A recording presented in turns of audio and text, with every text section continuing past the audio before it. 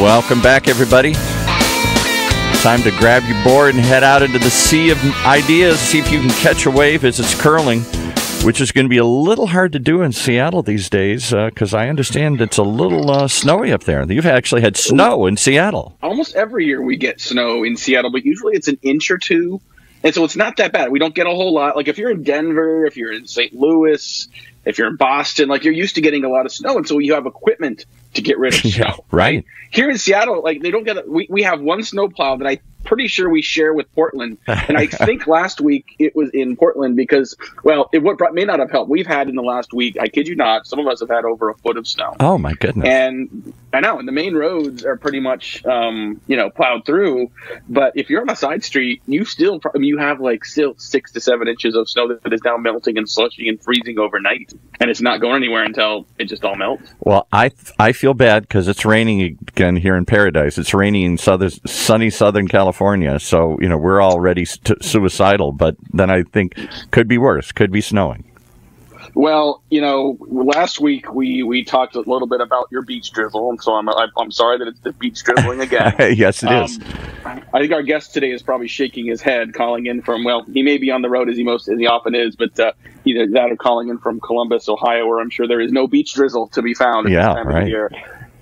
Well, let's get into it. Thanks for joining us today on Sales Pipeline Radio. If you're listening to us live on the Funnel Media Radio Network, thank you for joining us during your workday as we we'll now slide into the second half of February. We're recording this on Valentine's Day, so hopefully everyone is enjoying the day and about to go out and do something fun with your loved ones and family and friends. If you're joining us on the podcast, thanks so much for subscribing. You can find us every episode on demand, past, present, and future on salespipelineradio.com, on iTunes Store, Google Play, and where other fine podcasts are found. We are featuring every week some of the best and brightest minds in B2B sales and marketing, and today is absolutely no different. I am really excited. This is a special treat. He's a crazy busy guy, but very excited to have with us today Anthony Iannarino. Anthony, how you doing? Is that crazy, busy, or crazy busy? Was there a comma between those two words? You tell me. Crazy busy. No comment. I look at what you're doing, and I think, you're clearly busy, but you also are one of the more intentionally focused people I know. And I don't think there's anything crazy about that. For anyone that is not familiar with Anthony Iannarino, you got to check him out. He's at thesalesblog.com. He's an author of numerous books, including the most recent book, Eat Their Lunch: Winning Customers Away from Your Competition. He is one of the co-founders of the Outbound Conference, which we're going to talk about here in a minute as well. But I feel like, Anthony, we got to get the elephant in the room. We got to cover it first. Why, Anthony Iannarino, do you hate social selling? I hate the... Let's get right to it. Because it doesn't make any sense. And I think that what happened is people got really hyped up on the toolkits. And the exaggerated claim was, once you have social selling, you're never going to have to really prospect again. You're just going to connect with people online. You're going to share things with them. And then they're going to reach out to you and try to buy things from you. And I think this devastation has been that people believed this and thought that playing on LinkedIn was the same thing as prospecting, or going out and tweeting and making sure that you're sharing content was the same thing as creating opportunities, and they're not the same thing.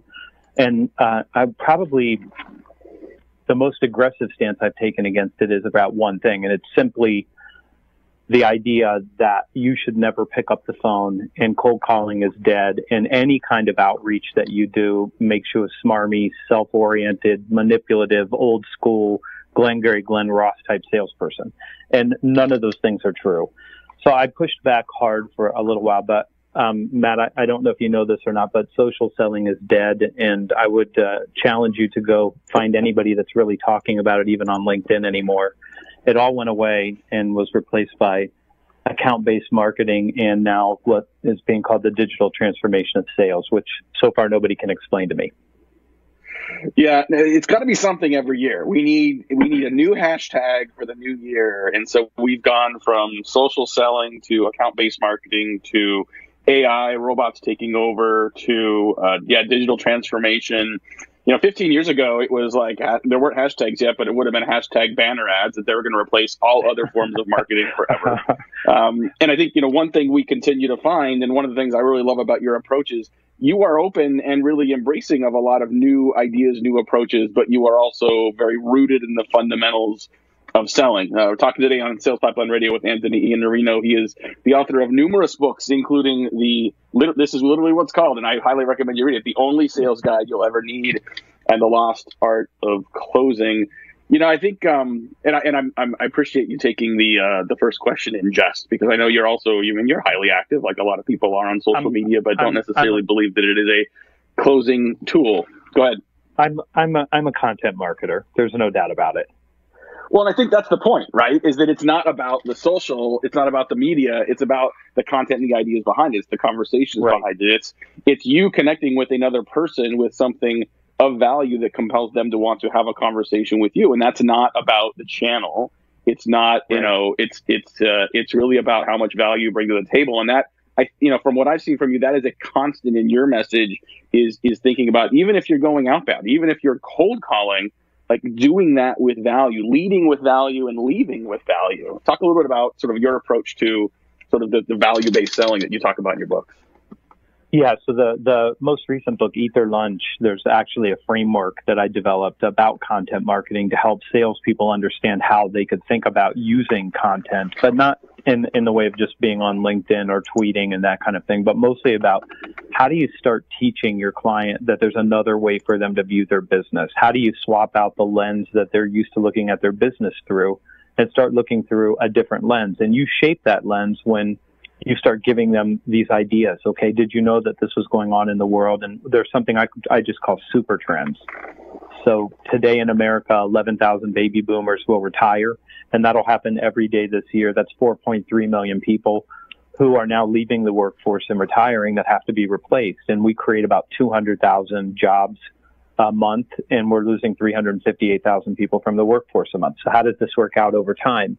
That's a systemic challenge that's going to have an impact on anyone's business if they have to start replacing these people and find the talent, and in most cases build the talent and find young people who are willing to take the job even when they have a man bun and a giant, well-greased beard, and they think they should have a pool table and be able to bring their parrot to work and all these kinds of things that we want now as employees. It's a different world. And so if you don't have a talent acquisition strategy, what are you going to do? And you can start shaping people's thinking by teaching them a different way of looking at their business. And that's what you're really doing with content marketing. It starts with why change, and then you have to support that with proof that you're right. And you also have to share what I call views and values. What should you be doing about this? How should you be thinking about it? And if you want to be a trusted advisor, you only need two things: trust and advice. And if you don't have the advice part, if you don't have a view and a value and you're not aware of all these things, then your prospective client, your dream client, doesn't need you. I mean, if you don't know more than they do and you don't have a strong opinion about it, you can't really be consultative, because consultative means I actually counsel you and tell you how to run your business better and get better results. Now, we live in an environment where I think a lot of companies they may listen to this and say, I get the trust, I get the advice, but I need to accelerate the process. I need this to move more quickly. I need my deals to move faster and close faster. And I mean, I'm going to raise my hand and say I want that too for my business. But, there certainly is, there's certain things you can't speed up. I think building trust, building differentiation is something that has to start from square one, where you may not necessarily control when someone's ready to buy, but you certainly control the quality of interactions you have from the beginning of the conversation. Talk a little bit about the intersection between sort of being intentional about the things you're teaching, but then having the discipline and patience to see it through the right way. I wrote the second book, but The Lost Art of Closing, I wrote a lot about trying to control the process, because in my view, and I'd be interested to hear your take on this, instead of me answering all the questions, I'm going to pass this one back to you in a minute. I think that the sales process is nonlinear now, because the buying process is nonlinear. And I think we've spent a lot of time over the last decade drawing out what the buyer's journey looks like. And so we have this platonic buyer, and we show them starting on the left side of the page with awareness and then ending on repurchasing. And we have all these concepts about what they do in between. It works very, very well for B2C in a lot of cases, but for B2B, it doesn't address things like, we've had 2 discovery meetings. Now we brought their IT group in, and now executive leadership got involved, and now they want a discovery visit of their own. So we're not presenting next week. We're actually having a meeting to start the discovery process over with people who weren't included earlier. Where does that show up on the slide deck? It doesn't. Or this person decided there was another initiative that they needed to do first, so this is getting tabled for 2 months, and then we're getting back together. It just isn't linear anymore. And I think that the way that you have to think about it is, and this is a philosophy, is fast is slow and slow is fast. The more you can take care of having the right conversations and gaining the right commitments and making sure the right people are in the room, and the greater you can exercise control about getting that done, the more you can compress the sales cycle. But the other thing is the opposite is true as well. The faster you try to go, the slower things go. And the slower, and by slow I don't mean the time it takes, I mean making sure that you get all of the outcomes before you go and do the next thing, the faster things tend to go. So it works the opposite of what people's intentions are. When they try to speed things up, they tend to slow it down. When you spend time in front of sales teams at sales kickoffs and training events, how much are they coming to you and asking for sort of, the latest wave of hashtag this, hashtag that? How much are you seeing them these days sort of settle back, realize that, there isn't sort of a quick fix, there isn't a silver bullet, and sort of focus on fundamentals? What are some of the trends you're seeing in how sales organizations are approaching 2019? For the most part, most people are more interested in a couple things. One, how do I control the process? And then 2, how do I become relevant for that person enough that I can help them and compel the change that I need from them? And mostly this comes down to what does the talk track need to sound like when I'm talking to that individual about why change that's going to cause them to take the next step with me. You mentioned earlier that process of, engaging in the buying journey. I think it's certainly true. And I think one thing people don't really address upfront enough is, if you've got a champion and know that there's going to be a buying committee, we got to get this next group going, or we got to get this, decision maker on board, or, we've got to placate this group over here. How much of that should be discoverable up front, and how much of that is the salesperson's role versus how much should a marketing organization, help create a bit of a landscape to make that a little clearer and easier to navigate up front? I think that everybody's involved in this, and I think the role of marketing's changed dramatically from awareness to opportunity creation, which is let me help shape the mindset for you and let me help you with content that causes somebody to say we should talk to these people and do something about changing what we're doing because what we're doing is no longer good enough. That is absolutely marketing's role. I think that you should absolutely ask who else are we going to need to bring in, and I tend to recommend you be very, very broad in that and say who's going to be affected by this, how do we make sure we're taking care of them, when does it make sense to bring them into a meeting like this? Because if you can find those names out, you can do a better job. But I don't think that you can do a complete job because there just tends to be more and more people getting piled into these decisions because nobody wants to force something on the organization if they don't believe they can execute it. And they want consensus. But for a lot of people, consensus means everybody agrees. It doesn't mean that we look for a plurality, enough of a group to say, yeah, this is the right thing, and some people are going to have to stand down. But what they really look for the most part, is a unanimous decision, which they can't get, which is why there's a lot of no deals. But you find people coming in later and later in the process. And I'll tell you my experience is the later they come in, the more problematic it is. And the more work you can do to find out who they are and start saying, listen, I know we haven't brought IT into this because it's going to be a problem and they're going to start talking about all the resources they're going to need. But if we don't bring them in and they come in late, they're going to have the moral high ground and they're going to be able to say, we need to stop this. We don't have the bandwidth or whatever they're going to say to slow things down. So that is the salesperson's job to do that and to first just understand that this is going to happen, whether you want it to or not, in big deals specifically. The smaller deals, not as much and not as many, but certainly in every deal, there tends to be more and more consensus. We got Anthony Iannarino today on Sales Pipeline. We're going to have to take a quick break. We're certainly talking a little bit about sort of the buying committee, building consensus. Definitely check out Anthony's work. He does he just spends a lot of time in his content talking about building consensus, has a proprietary consensus methodology. Check a lot of that on his website as well as his books, including the most recent book, Eat Their Lunch. We'll be back with a little more with Anthony. We're going to talk about Outbound, the conference coming up. This is, I think, the fourth year they've been doing Outbound. It's certainly grown significantly. Want to talk about that and the sort of the movement behind it. We'll be right back on Sales Pipeline Radio. The way we do business is advancing faster than ever before. Yet amongst the disruptions, there's one pillar that stays standing through it all: the power of a relationship. Relationships are at the core of everything. So how are today's organizations developing, nurturing, and leveraging them to drive success? Download the new research report on the state of relationship marketing and learn how your team can bridge the gaps between relationships and revenue. Download your free report at heinzmarketing.com. That's HEINZ marketing.com. All right, let's pick it back up with Matt and his guest. Can I ask my everyman question here before you jump in too far? Please. The title of the show is Outbound Lives, and yet for years I've been hearing, oh no, Outbound's dying. It's all about generating leads to come to you here. I'd love to get your guest's take on it. Is there a consensus that Outbound is still alive and coming back here? You're going to say the answer is yes, given the name of your conference is Outbound. I think we talked a little bit about that before, but that is a great segue. Is cold calling and outbound dead?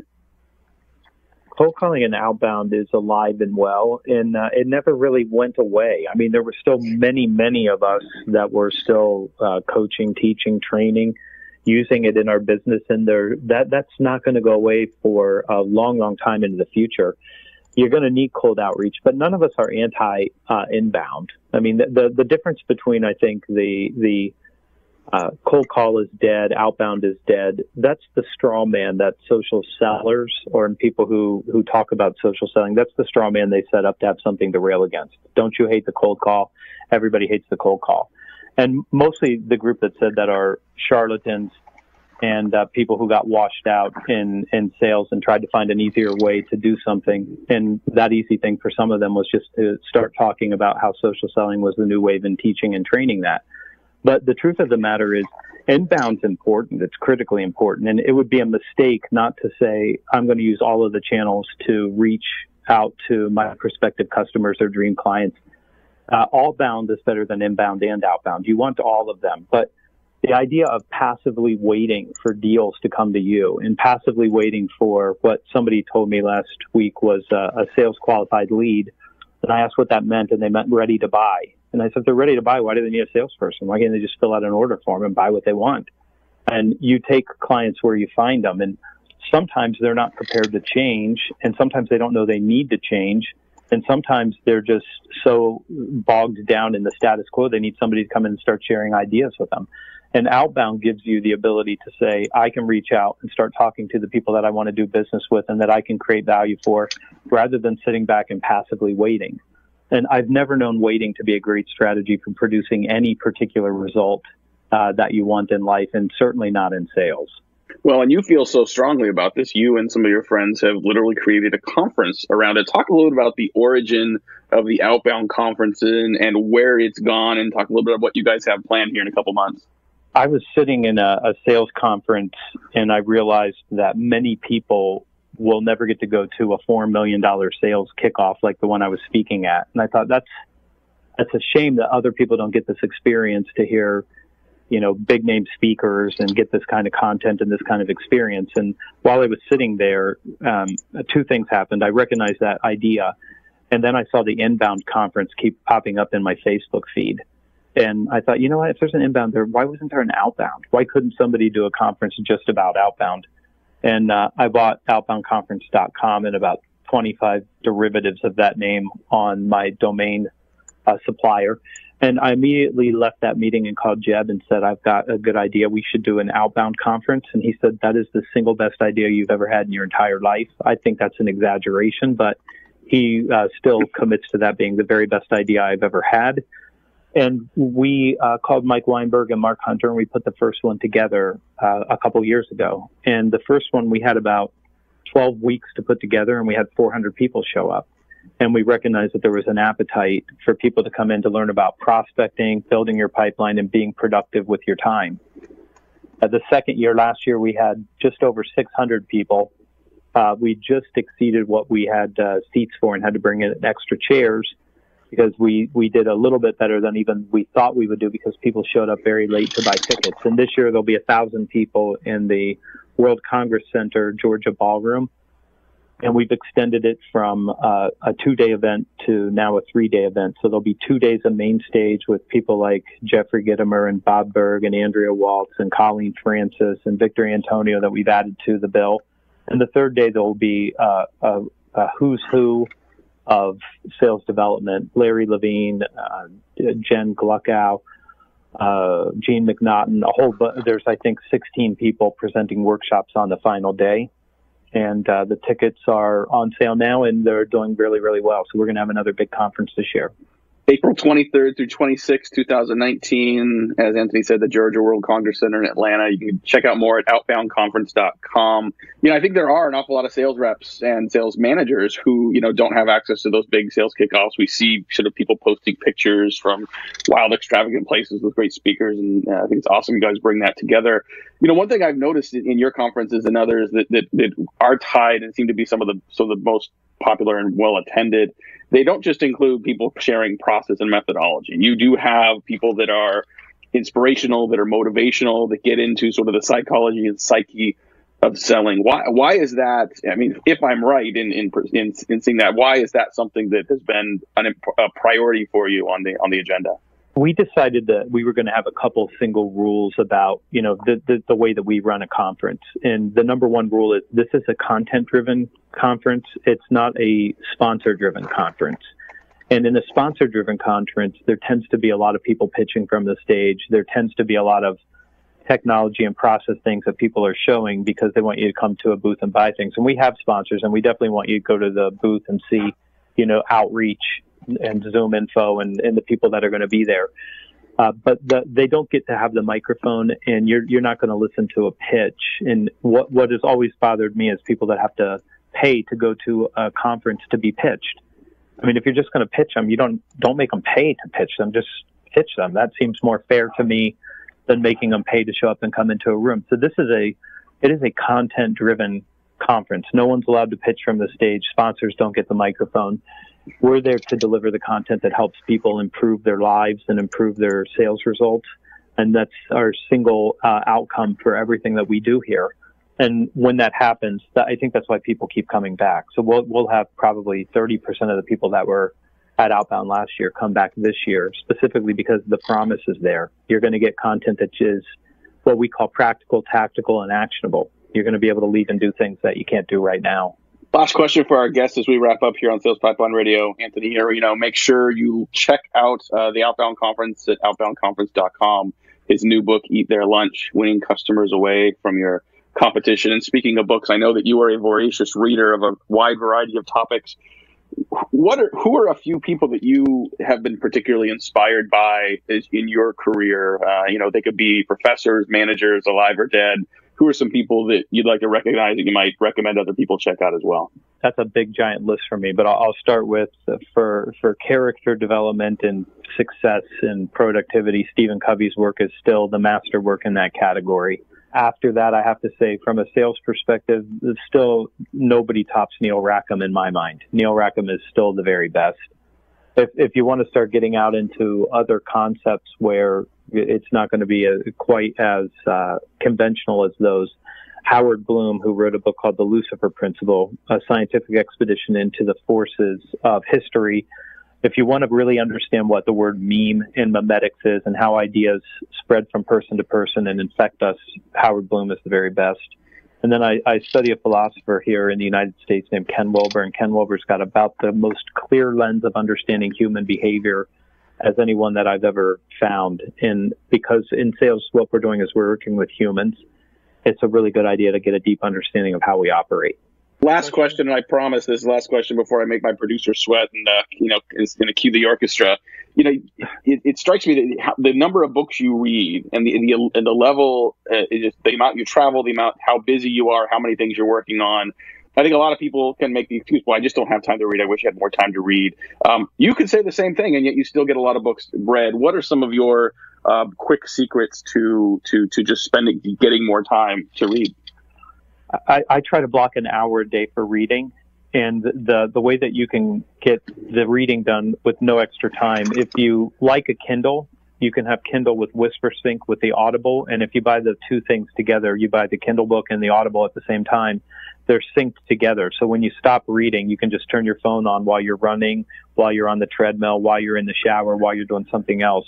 And it allows you double the speed that you're able to read books, because all the time that you really can't be doing something else, you can actually be taking that in. Can I have the last question? Love it.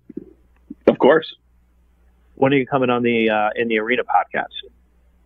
Oh my gosh, I've been waiting for an invite. Are you kidding me? Anytime you want. All right. That's the major leagues. That happen in the next couple of weeks. Awesome. I love it. I wish we had more time, but Paul's going to kick us out here so we get the next show on. Thank you so much, Anthony Iannarino, for joining us today. Make sure you check out the Outbound Conference and his books, including the latest one, Eat Your Lunch. Got a bunch of great guests coming up next week. We've got Sean Herring. He is the CMO, the Chief Marketing Officer for PandaDoc. We're going to be talking about the hidden inefficiencies that are killing your sales workflow and conversion rates. A lot of great speakers and topics after that. I know we got to go. For my great producer, Paul, this is Matt Hines. Thank you for joining us on another episode of Sales Pipeline Radio. You've been riding along in the Sales Pipeline right here on the Funnel Radio Network for at-work listeners like you.